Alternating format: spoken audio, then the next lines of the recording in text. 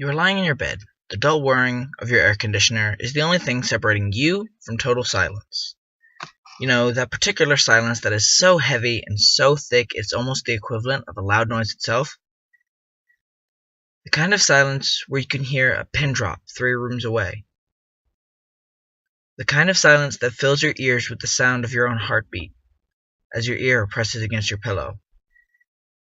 That kind of silence. The dull whirring is the only noise you can hear, a noise that typically goes unnoticed until it is the only noise present. It's comforting, whether you realize it or not, a sort of white noise. But suddenly, your room is back at the temperature specified on the thermostat, and the whirring comes to a stop, as the vent makes a dull clang. To your misfortune, you are not yet asleep, and the silence sets in. You should be comforted by the knowledge that you could hear anything and everything in your surroundings, making up for the lack of vision provided by the darkness. But you aren't. It's this very environment that sets you on edge, causes your heart to beat a bit faster, makes your body tense without explanation, and then makes you aware when you're not alone. But you are alone, right? You've been lying there with your eyes closed for almost 15 minutes now, and you made sure everything was normal in your room before you turned off the lights. You're a smart one. All those Facebook quizzes you took have just reinforced what you already know. If you were in a horror movie, you'd survive to the end. You've even made a carefully laid plan of what you would do in any of those situations you've read about on creepypasta.com. But that stuff is just nonsense anyway, right? You aren't scared. Or at least, that's what you keep telling yourself. But wait, what was that? Was that the rustling of fabric?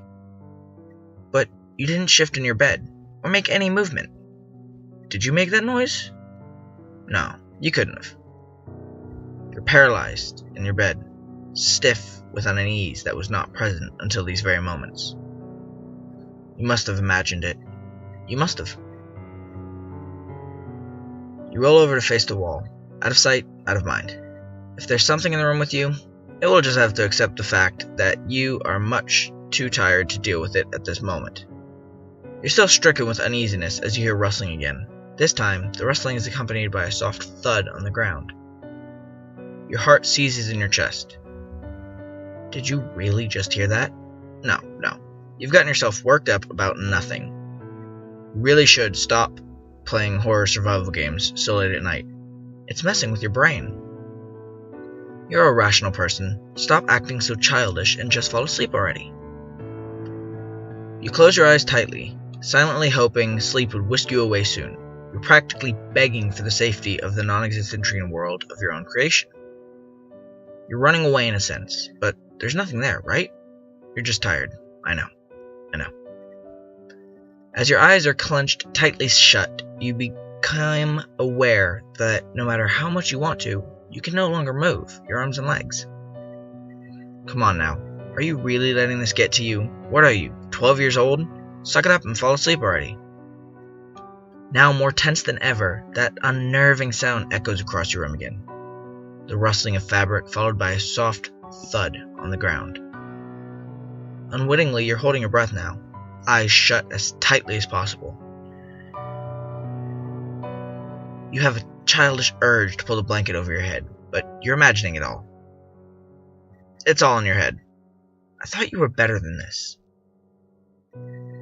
Your heart is pounding loudly in your ears now, but it's not loudly enough to drown out the new repetitive sound approaching from across the room. What's that rustling? Maybe you left some paper on the ground. That has to be it. And that thumping? Probably the cat or the dog or something. They probably ran in when you weren't looking before you closed your door. Yeah, you're just paranoid. The noise is now within a foot of your bed, and with your back to it, you don't dare turn around to investigate. Not that it'd do much good. The only light in your room is the dull glow of your cell phone on the nightstand next to you. You plugged it in before you crawled into bed, remember? But you don't dare turn around and look. There's nothing there anyway. Minutes that feel like hours pass as you face your wall, stiff as a board, unable to will your uncooperative body to move. You haven't heard the noises in a while now. Not since it reached the edge of your bed. You know there's nothing there, you silly. It's this silence. It's messing with you. You really should have turned on some music or something before you went to bed. Oh well, maybe next time. Suddenly, a familiar clang echoes through the room, followed by that familiar whirring. You exhale deeply, your body relaxing as you are flooded with relief. Thank God it's over. Now you can finally sleep in peace. That silence was really getting to you. You roll over and open your eyes to check the time on your lit cell phone. Must have been at least an hour since you first went to bed. You're greeted face to face with his ear-to-ear grin. Dimly lit sockets where his eyes once resided stare intently at you. Ah, I see you're still awake.